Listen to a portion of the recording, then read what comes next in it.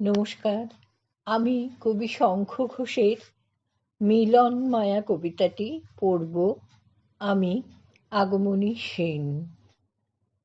তোমার দুঃখের পাশে বসে আছি, বসে বসে দেখি দিগন্ত বিসারী দূতবাদল প্রতি শীর্ষে ধরে আছে স্নিগ্ধ কোনো রক্তবিন্দু যেন।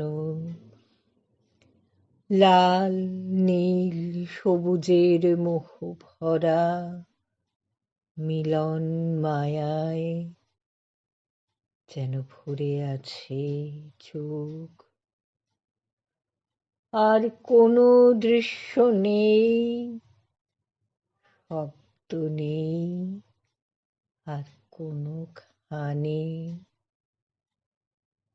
তোমার ঘুমের পাশে বসে আছি, ঘুমন্ত সে মুখে এক আভা ছড়িয়ে রেখেছে,